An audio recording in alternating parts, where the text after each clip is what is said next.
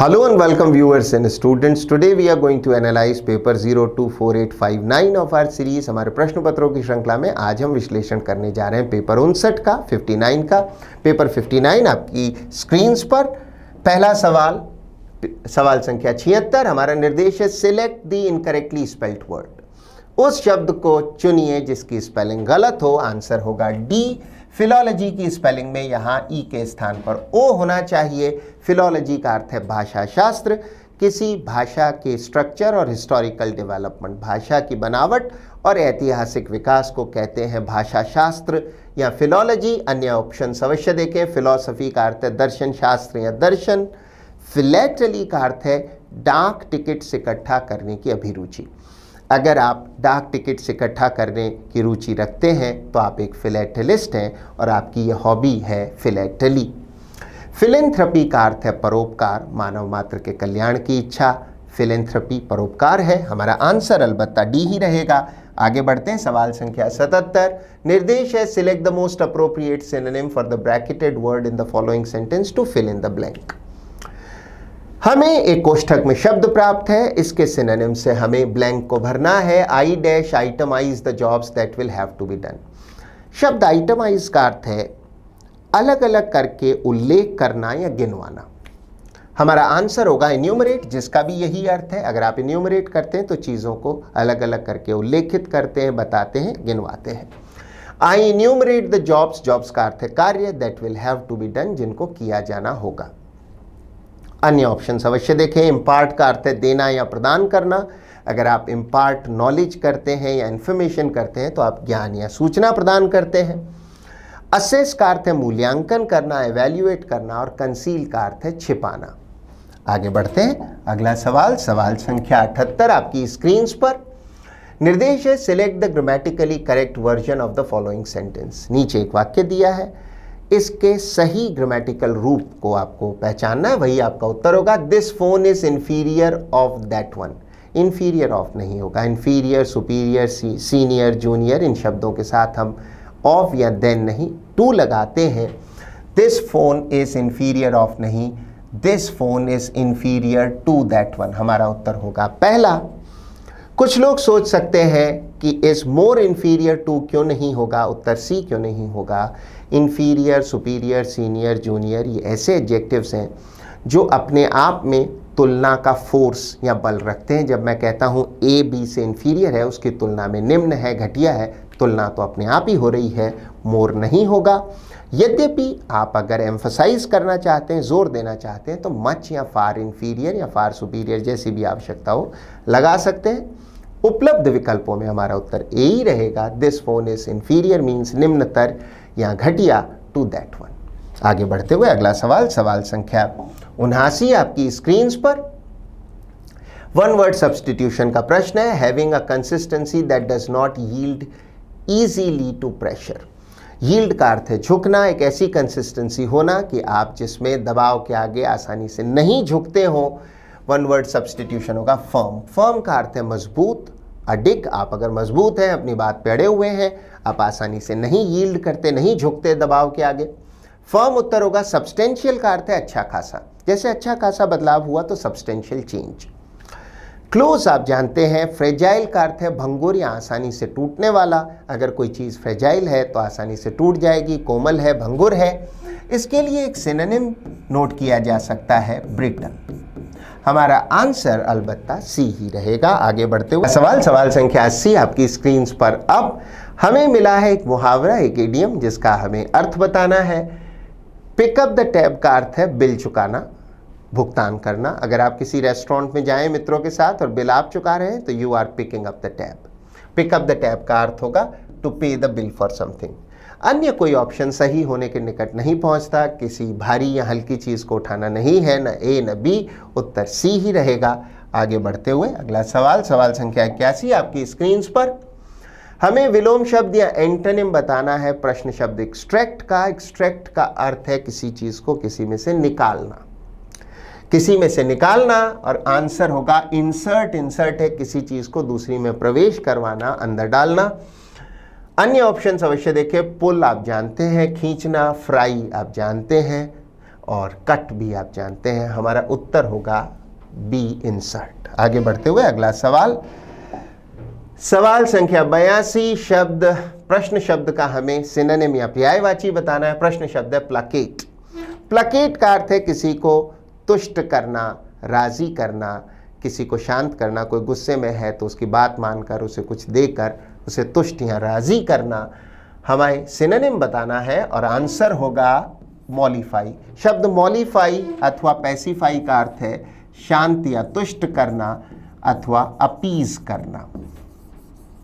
सो placate का answer पर्यायवाची होगा मॉलिफाई। अन्य ऑप्शन अवश्य देखें। शब्द राइल का अर्थ है चिढ़ाना या अनॉय करना।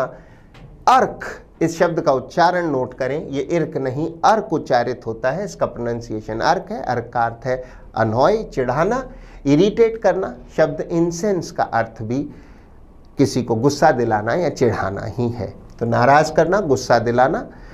आगे बढ़ते हुए सवाल संख्या 83। एक जम्बल्ड अप पैराग्राफ है जिसके खंडों को हमें सही क्रम में जमाना है। हम जानते हैं, पहले जैसा दिया है वैसे पढ़ें और फिर लिंक चुनें। Have seen a major blow being dealt the last 2 years people and lower income countries to the global economy and have been hit particularly hard. इन सभी सेगमेंट्स को पढ़कर एक अच्छा खासा अंदाजा लग गया है कि पिछले 2 सालों में विश्व की इकोनॉमी पर जो चोट हुई है और उससे लोगों पर जो प्रभाव पड़ा है उसके बारे में है ये छोटा सा पैराग्राफ। इसके खंडों में जो सीक्वेंस सबसे आसान है, सबसे आसान लिंक है, वो है BAD। बी इंट्रोडक्टरी खंड है। द लास्ट 2 years, पिछले 2 साल जो हुए हैं, have seen a major blow, blow का अर्थ है धक्का, प्रहार, बीइंग डेल्ट, एक बड़ा प्रहार हुआ है, चोट लगी है, टू द ग्लोबल इकोनॉमी, चोट लगी है विश्व की अर्थव्यवस्था को, एंड, और उसके बाद अगला होगा सी, विश्व की अर्थव्यवस्था को बहुत बड़ी चोट लगी है, and people and lower income countries, D के बाद सी होना चाहिए, और जो लोग हैं और लोअर इनकम कंट्रीज और कम इनकम वाले जो देश हैं, आंसर अब अंत में ई ही हो सकता है। अगला खंड, have been hit particularly hard, और जो लोग हैं और कम आय वाले देश हैं वो विशेषकर इससे प्रभावित हुए हैं, उन्हें विशेषकर इससे धक्का लगा है। हमारा आंसर होगा ऑप्शन सी, बी के बाद में ए डी और डी के बाद में सी ई। आगे बढ़ते हुए आगे बढ़ते हैं सवाल संख्या 84। अब एक ब्लैंक है, उसमें नीचे दिए गए ऑप्शंस में से सही ऑप्शन चुनना है। The song composed by the choir for the special program was N-1। शब्द क्वायर का अर्थ है गायक मंडली। उस गायक मंडली द्वारा जो सॉन्ग, जो गाना कंपोज किया गया था, बनाया गया था उस विशेष प्रोग्राम के लिए, वाज N-1, वो था क्या? N imitated one. इमिटेटेड का अर्थ है नकल पर आधारित या नकल से बना हुआ, नकल पर आधारित था वो गाना। अन्य ऑप्शंस अवश्य देखें। इरेडिकेट का अर्थ है उन्मूलन करना, जड़ से समाप्त करना, रूट आउट करना। एम्यूलेट है किसी का अनुकरण या अनुसरण करना, आप किसी को आदर्श मानते हैं, उसके जैसा होने की कोशिश करें तो आप उन्हें एम्यूलेट कर रहे हैं। अंतिम ऑप्शन इमिटेट है, नकल करना, ये वर्ब है। हमने यहाँ इमिटेटेड को इसलिए चुना क्योंकि हमें यहाँ एक विशेषण या एडजेक्टिव चाहिए था, और वर्ब की थर्ड फॉर्म जिसे पास्ट पार्टिसिपल कहते हैं भी एडजेक्टिव का बल रखती है, एडजेक्टिवल फोर्स रखती है, इसलिए इमिटेटेड वन वो नकल पर आधारित था। हमारा आंसर बी होगा। आगे बढ़ते हुए अगला सवाल संख्या 85। निर्देश है select the most appropriate option that can substitute the underlined word. जो रेखांकित शब्द है उसे सब्स्टिट्यूट करना है उस शब्द से जो यही अर्थ रखता हो, इसको अप्रोप्रिएटली बदल सके। One cannot exactly predict the way she will behave in public gatherings. Predict का अर्थ है भविष्यवाणी करना, ये ठीक से बता पाना कि आगे क्या होगा। कोई भी व्यक्ति ये ठीक से भविष्यवाणी नहीं कर सकता, ठीक से नहीं आगे के लिए बता सकता कि वह कैसे बिहेव करेगी पब्लिक गैदरिंग्स है लोगों के बीच में। तो कोई भी व्यक्ति ये पूरे विश्वास से या सटीकता से भविष्यवाणी नहीं कर सकता, आगे का ठीक आकलन नहीं लगा सकता कि वह किसी पब्लिक गैदरिंग्स में लोगों के बीच में किस तरह का आचरण व्यवहार करेगी। हमारा आंसर होगा एंटिसिपेट। एंटिसिपेट प्रिडिक्ट को सब्स्टिट्यूट कर सकता है क्योंकि एंटिसिपेट का अर्थ है पूर्वानुमान लगाना, आने वाली चीज़ों का आकलन करना। अन्य ऑप्शन अवश्य देखें। ऑप्शन बी प्रेसिपिटेट का अर्थ है किसी संकट या समस्या को समय से पहले ही ले आना। अगर आप किसी क्राइसिस को प्रेसिपिटेट करते हैं तो संकट को समय पूर्व ही ले आते हैं। वैसे विज्ञान के संदर्भ में प्रेसिपिटेट का एक और अर्थ है प्रयोगशाला में किसी बीकर, परख नली आदि में जब कोई अवक्षेपण या फिर कोई तलछट नीचे जम जाता है उसे भी प्रेसिपिटेट करना कहते हैं। अन्य ऑप्शन सी ऑप्शन डिलिबरेट का अर्थ है जानबूझकर किया गया, और इमेजिनेशन का अर्थ है कल्पना। जब आप डिलिबरेट कोई काम करते हैं, डिलिबरेट अटेम्प्ट करते हैं तो सोच समझकर जानबूझकर करते हैं। इमेजिनेशन कल्पना हम बात कर ही चुके हैं। हमारा आंसर होगा एंटिसिपेट। आगे बढ़ते हुए सवाल संख्या 86 आपकी स्क्रीन पर। आप parts of a sentence are given below in a jumbled order. Jumbled का अर्थ है अस्त व्यस्त क्रम में, ऊपर नीचे लिखे हुए। Select the option that rearranges the parts in the correct order. एक वाक्य के खंड ऊपर नीचे लिख दिए गए हैं अस्त व्यस्त क्रम में, उन्हें सही क्रम में रीअरेंज करना है, जैसे दिया है वैसे पढ़ें। 4th floor of nasty man named mister Douglas. Nasty का अर्थ है बहुत बुरा या अनप्लेजेंट, जिसका स्वभाव खराब हो, बहुत बुरा हो, वह नास्टी है। That apartment building there is a very mean. Mean का अर्थ है बुरा या घटिया। Who lives on the. Mister Douglas नाम का कोई व्यक्ति है जिसका स्वभाव बिल्कुल अच्छा नहीं है, वो किसी बिल्डिंग के 4थी फ्लोर पर रहता है। वाक्य में सही क्रम क्या होंगे? सबसे आसान क्रम है DBE। सर्वप्रथम D, there is a very mean, एक बहुत मीन एंड नास्टी मैन, एक बहुत ही ज़्यादा बुरा, खराब स्वभाव वाला, और अनप्लेजेंट जिसके तौर तरीके हैं जो बिल्कुल भी स्वभाव से अच्छा नहीं है, नास्टी है। मैन नेम्ड मिस्टर डगलस, जिसका नाम मिस्टर डगलस है, डगलस को परिभाषित कर रहा है ये खंड। Who lives on the, mister Douglas जो कि रहता है, ऑन द इसके बाद आ सकता है ई के उपरांत सिर्फ A, on the 4th floor, on the 4th floor of that apartment building. C ही अंतिम खंड हो सकता है। मिस्टर डगलस जो कि रहता है उस अपार्टमेंट बिल्डिंग की 4थी मंजिल पर। वो ऑप्शन चुने जिसमें डी के बाद ई हो और ई के बाद ए, अंत में सी। ऑप्शन होगा दूसरा बी। एक बार इस क्रम में फिर से पढ़ के देख लें। There is a very mean nasty man named mister Douglas who lives on the 4th floor, जो कि रहता है ऑन द 4th फ्लोर, 4थी मंजिल पर, ऑफ दैट अपार्टमेंट बिल्डिंग, उस अपार्टमेंट बिल्डिंग के। आगे बढ़ते हुए सवाल 87 आपकी स्क्रीन पर। अब निर्देश है select the most appropriate option that can substitute the underlined segment. रेखांकित खंड को जो सब्सटीट्यूट कर सके वही आंसर होगा। Although John was exhausted from working all day. Exhausted का अर्थ है टायर्ड या थका हुआ। हालांकि जॉन पूरे दिन भर के काम करने से थका हुआ था, he continues to study for his upcoming exam. Upcoming का अर्थ है आने वाली। वाक्य पास्ट टेंस का है, कंटिन्यूस नहीं कंटिन्यूड होना चाहिए। ही कंटिन्यूस नहीं कंटिन्यूड होना चाहिए, कंटिन्यूड लिखा जाना चाहिए था। कौन सा ऑप्शन है जो इसे ठीक करे? आंसर है चौथा, he continued to study for his upcoming exam. यद्यपि जॉन दिन भर के काम से थका हुआ था, फिर भी वह मेहनत करना उसने जारी रखी अपने आने वाले एग्जाम के लिए। ऑप्शन होगा डी, क्योंकि वाक्य पास्ट टेंस का। अन्य कोई ऑप्शन सही होने के करीब नहीं पहुंचता। बढ़ते हुए सवाल संख्या 88। अब select the most appropriate antonym of the underlined word. रेखांकित शब्द का विलोम शब्द बताना है। Managers who delegate wisely. Wisely का अर्थ है बुद्धिमत्ता पूर्वक रिड्यूस देयर वर्कलोड। जो मैनेजर्स बुद्धिमत्ता पूर्वक डेलीगेट करते हैं वे अपने कार्य के बोझ को कम कर लेते हैं। डेलीगेट शब्द का अर्थ है भारार्पण करना या प्रत्यर्पण करना। जब आप अपने हिस्से की अधिसत्ता या अथॉरिटी का कुछ भाग अपने अधीनस्थ या जूनियर को देते हैं, सबऑर्डिनेट को देते हैं, ताकि वो उस आपके द्वारा संभलाए गए काम को कर सके, तो इसे कहेंगे डेलीगेशन करना। तो आपने डेलीगेट किया, अपने हिस्से की अधिसत्ता और कार्य का कुछ भाग अपने अधीनस्थ को दिया है। तो जो मैनेजर अच्छे से डेलीगेट करते हैं वे अपना कार्य का बोझ, वर्कलोड कम कर लेते हैं। हमें विलोम शब्द बताना है। डेलीगेट में आप अधिसत्ता किसी अपने अधीनस्थ को देते हैं ताकि वो आपके हिस्से का कुछ काम कर सके। रिटेन का अर्थ बनाए रखना। अगर आप रिटेन करते हैं अथॉरिटी तो आप अधिसत्ता, शक्ति अपने पास रखते हैं, काम और शक्ति नहीं बांटते हैं। बाकी ऑप्शंस देखें। अपॉइंट है नियुक्त करना। डिप्यूट का अर्थ है किसी को नियुक्त करना और साथ में उसे निर्देश देना कि आप ये काम करो। हमने किसी काम के लिए किसी को डिप्यूट किया है तो उस काम के लिए नियुक्त किया है, निर्देशित किया है कि वो कुछ काम विशेष को, किसी विशेष दिए गए काम को पूरा करे। बाकी ऑप्शन चौथा बचता है नॉमिनेट का अर्थ है मनोनीत करना या नामांकित करना। अगर आप किसी पोस्ट के लिए नॉमिनेट हुए हैं तो आपको मनोनीत किया गया है, ऑफिशियली या फॉर्मली आपका नाम प्रस्तावित किया गया है।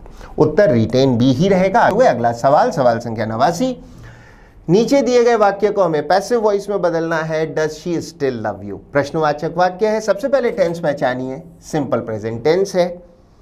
पैसिव बनाएंगे, अगला नया सब्जेक्ट होगा यू, पैसिव की रचना होगी, simple present tense passive voice में बनेगा। इज एम आर के साथ वर्ब की थर्ड फॉर्म होगी, नया सब्जेक्ट यू है, हेल्पिंग वर्ब आर होनी चाहिए। आंसर होगा पहला option, are you still loved by her. पहला ऑप्शन ही सही है, अन्य कोई ऑप्शन सही नहीं। कुछ लोगों को ऑप्शन डी चौथा आकर्षक लग सकता है, are you still loving by her, पर आर यू के बाद वाक्य पूरी तरह से गलत हो जाता है। आंसर रहेगा पहला। आगे बढ़ते हुए सवाल संख्या 90। अब की बार हमें सिनोनिम बताना है रेखांकित शब्द का। वाक्य पढ़ते हैं। Access to safe drinking water, शुद्ध पानी तक पहुंच। सैनिटेशन, साफ सफाई है। हाइजीन है, स्वास्थ्य संबंधी जब साफ सफाई होती है तो उसे हाइजीन कहते हैं।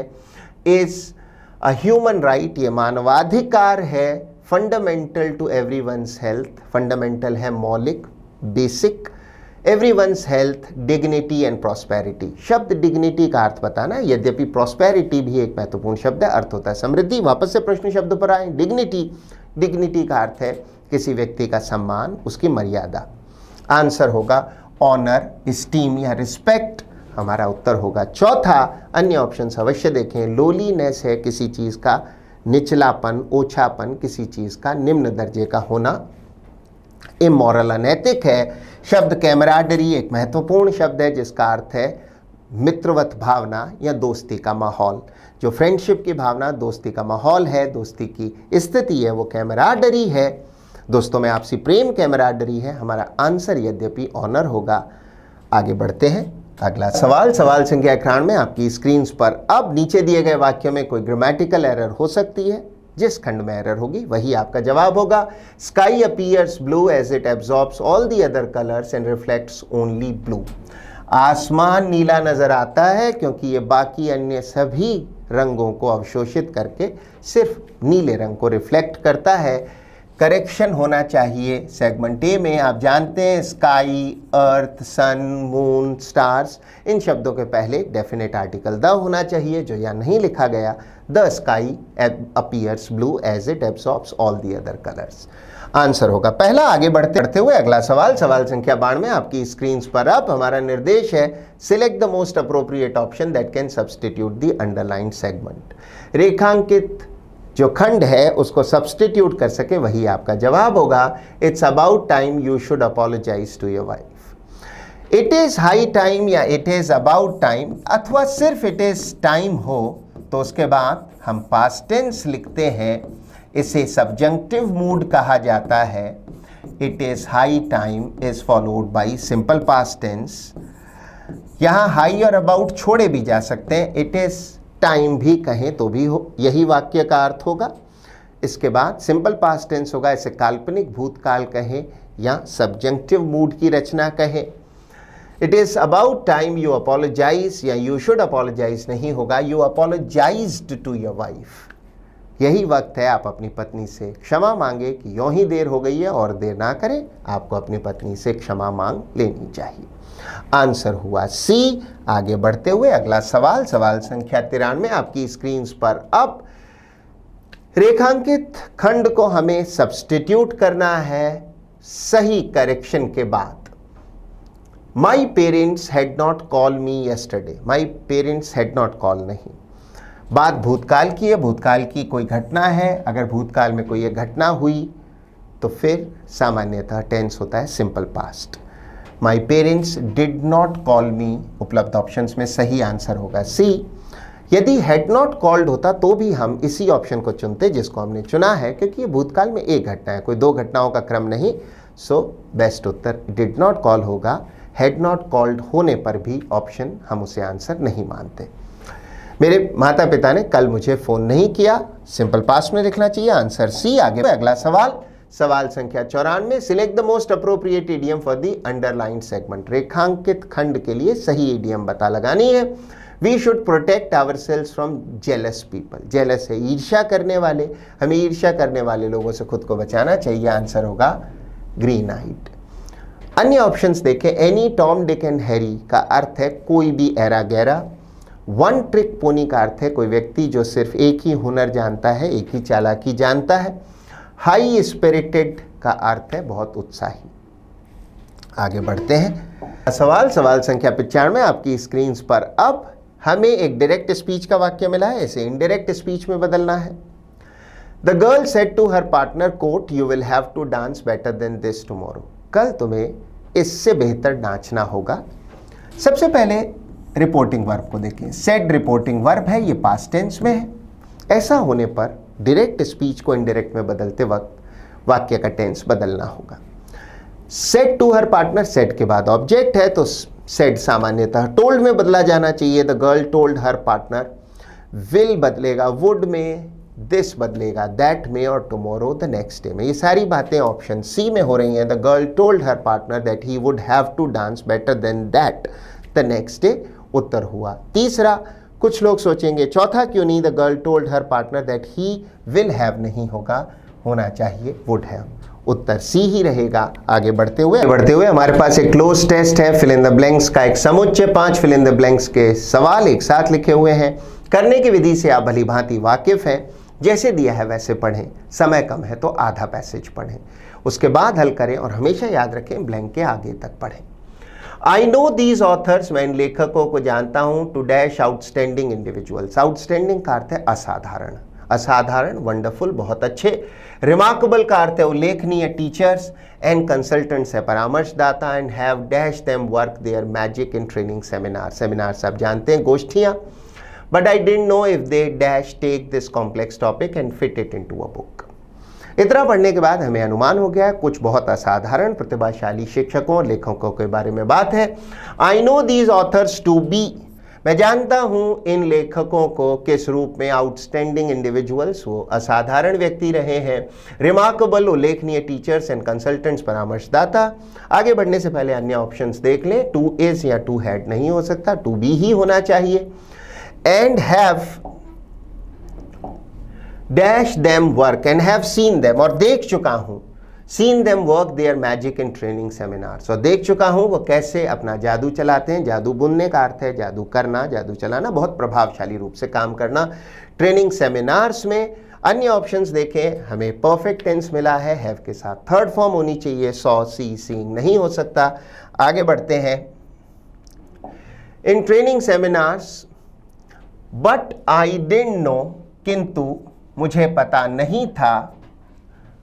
If they dash this complex topic, if they could take this complex topic, मुझे इस बात का पता नहीं था। इफ दे कुड टेक का अर्थ है क्या वो ले सकते थे इतने जटिल टॉपिक को, and fit it into a book. इतना मुझे भी नहीं पता था कि क्या वो इतने जटिल टॉपिक को ले सकते थे, उनमें क्या ये क्षमता थी। भूतकालिक क्षमता हम कुड से बताते कि क्या उनमें ये क्षमता थी कि वो इतने जटिल टॉपिक को ले सकें, उठा सकें, और उस जटिल टॉपिक को उठाकर उसे किताब की शक्ल दे सकें या किताब में बदल सकें। अन्य ऑप्शंस देखें। दे आर, दे हैव और हैड नहीं हो सकता, भूतकालिक क्षमता की बात है। टेक फर्स्ट फॉर्म है, मॉडल्स के साथ फर्स्ट फॉर्म आती है। कुड भूतकालिक क्षमता को बताता है। दे डिड, उन्होंने किया। I dash you to really dig into this material, I encourage you, मैं तुम्हें प्रोत्साहित करता हूं कि इस मटीरियल में, डिग इनटू का अर्थ है गहराई से जाना, इस मटीरियल में गहराई से जाओ। अन्य ऑप्शन अवश्य देखें। कॉन्ट्रडिक्ट का अर्थ है विरोध करना या खंडन करना। आपने कोई बात कही, दूसरे पक्ष ने उसका विरोध किया, खंडन किया, या ऐसे तथ्य बताए जिससे आपके तथ्य झूठे सिद्ध होते हैं, उनकी सत्यता पर प्रश्न खड़ा होता है, तो वे आपका कॉन्ट्रडिक्ट कर रहे हैं, आपको, आपका खंडन कर रहे हैं, विरोध कर रहे हैं, कॉन्ट्रडिक्ट कर रहे हैं। थिंक आप जानते हैं। डिनाई का अर्थ है मना करना या वंचित करना। I encourage you to really dig into this material, to pause, ठहरो and think deeply, और गहराई से सोचो about each part, हर भाग के बारे में गहराई से सोचो, and she नहीं see, और देखो how the parts are beautifully sequenced, sequenced का अर्थ है क्रम में जमाए गए, हर पार्ट के बारे में गहराई से सोचो और देखो कि इन खंडों को कितनी खूबसूरती से क्रम में जमाया गया है, सीक्वेंस्ड यानी क्रम में जमाया गया। अन्य ऑप्शंस अवश्य देखें। जम्बल्ड का अर्थ है अस्त व्यस्त क्रम में लिखा गया या दर्ज किया गया। टिंकर का अर्थ है किसी चीज़ में छोटे मोटे परिवर्तन करना, छेड़छाड़ करना, छोटी मोटी रिपेयर करने की कोशिश करना, सामान्यतः जब उसका परिणाम आपकी आशा के अनुरूप आने की संभावना नहीं हो या नहीं आ रहा हो, तो छोटे मोटे परिवर्तन करना, रिपेयर करना, बदलाव करना। रिकॉल का अर्थ है किसी चीज़ को स्मृति में लाना, पुरानी चीज़ को याद करना। तो ये था विश्लेषण आपके पेपर 59 का। I hope you learn something from it. For best results video को फिर से देखें, इसमें आई हुई वोकैबुलरी को नोट करें, लिखें, उसमें उन शब्दों का अपने वाक्यों में प्रयोग करें। Keep trying, keep learning, keep working. All the best. Thank you and bye bye.